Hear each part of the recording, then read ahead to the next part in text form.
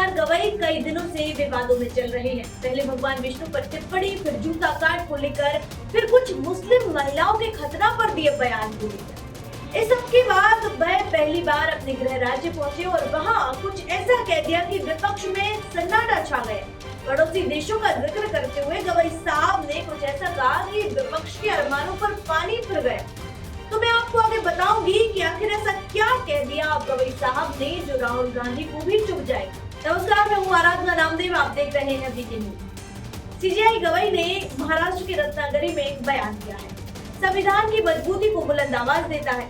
हाल ही में नेपाल में युवाओं के बड़े आंदोलन ने सरकार हिला दी और इसी बीच विपक्ष के नेता राहुल गांधी ने ट्वीट किया 19 सितंबर को। राहुल गांधी ने एक्स पर लिखा, देश के युवा छात्र जयंती, संविधान बचाएंगे, लोकतंत्र की रक्षा करेंगे और वोट चोरी रोकेंगे।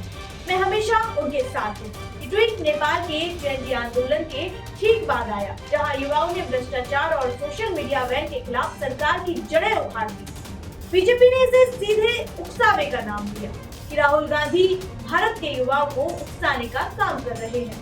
पूर्व केंद्रीय मंत्री अनुराग ठाकुर ने भी ये कहा था कि राहुल गांधी भारत में बांग्लादेश या नेपाल जैसी अशांति पैदा करना चाहते हैं। श्रीलंका में आर्थिक संकट ने पूरे देश को हिला दिया था। मार्च से जुलाई तक चले आंदोलनों में लाखों लोग सड़कों पर उतरे, वे राष्ट्रपति भवन में घुस गए और प्रधानमंत्री महिंदा राजपक्षे को इस्तीफा देना पड़ा। नया नेता रनिल विक्रमाराय की सत्ता में आए और लेकिन अस्थिरता बनी रही। ये आंदोलन युवाओं का था जो नौकरियां और भविष्य के लिए लड़ रहे थे। फिर बांग्लादेश में अगस्त 2024 में छात्रों ने सरकारी नौकरियों में कोटा सिस्टम के खिलाफ विरोध शुरू किया। ये कोटा सत्ताधारी पार्टी के समर्थकों को फायदा पहुंचा रहा था। शेख हसीना की 15 साल पुरानी सरकार पर दमन के आरोप में इंटरनेट ब्लैकआउट, छात्रों पर हमले, ये सब आग में घी डालने जैसा था। सैकड़ों मौतें हुई लेकिन आंदोलन रुका नहीं। 5 अगस्त को हसीना को हेलीकॉप्टर से भारत भागना पड़ा। भारत ने सहायता की उनकी इस मुश्किल घड़ी में। नोबेल विजेता मोहम्मद यूनुस अंतरिम सरकार चला रहे हैं, लेकिन अब भी राजनीतिक अस्थिरता और धार्मिक कट्टरवाद की चिंता बनी हुई है। ये आंदोलन भी जेनजी का था जो आर्थिक असमानता से तंग आ चुके थे।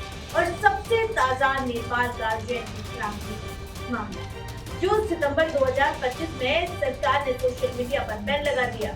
9 सितंबर को काठमांडू में युवा सड़कों पर उतरे और संसद भवन जला दिया। प्रधानमंत्री केपी शर्मा ओली का घर लूटा।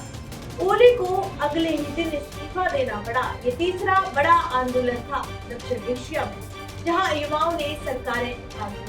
दरअसल ये देश आर्थिक प्रबंधन और भ्रष्टाचार से जूझ रहे हैं और युवा इनकी कमजोरियां उजागर कर रहे हैं। इन सब घटनाओं के बीच विपक्ष के नेता की आंखों में चमक आती है और कुछ नेता ऐसे हैं जिनकी आंखों में चमक आ जाती है। कई लोगों ने प्रयास भी किया कि इन घटनाओं का असर जो है वो भारत पर हो, लेकिन भारत में ऐसा होना असंभव है। इन सब घटनाओं के बीच सुप्रीम कोर्ट के चीफ जस्टिस बी.आर. गवई का एक बयान आया।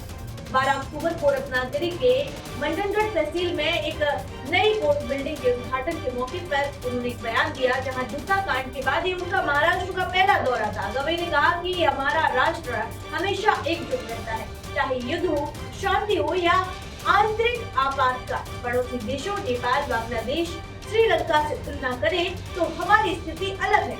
ये असर भारतीय संविधान की ताकत से है। ये बयान अप्रत्यक्ष रूप से विपक्ष के उन प्रयासों पर निशाना साधता है जो पड़ोसी आंदोलनों को भारत में गिराने की कोशिश कर रहे थे।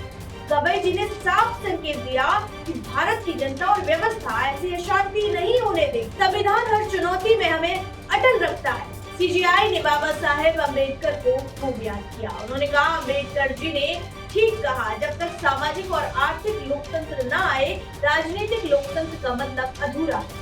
आज हम न्याय व्यवस्था को मजबूत कर रहे हैं ताकि न्याय गांव-गांव तक पहुंचे।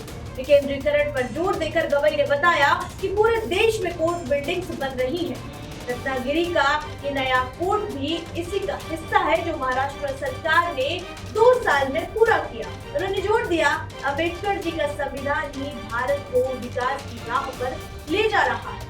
मुख्यमंत्री देवेंद्र फडणवीस ने भी कहा कि गवई जी का नाम न्याय के इतिहास में स्वर्णिम अक्षरों में लिखा जाएगा। उप मुख्यमंत्री एकनाथ शिंदे ने उन्हें अम्बेडकर के सच्चे उत्तराधिकारी बताया। ये बयान न सिर्फ संविधान की ताकत दिखाता है बल्कि विपक्ष के अरमानों पर पानी फेरने जैसा भी है। भारत की एकता किसी उकसावे से नहीं डगमगाई। सीजेआई गवर्नर साहब का बयान आपको कैसा लगा? क्या ये सही लगता है आपको जो उन्होंने कहा? आपको क्या लगता है? अपनी राय कमेंट बॉक्स में हमें जरूर बताएं। फिलहाल के लिए इतना ही, फिर मिलूंगी एक और नई खबर के साथ। मुझे दीजिए इजाजत। शुक्रिया।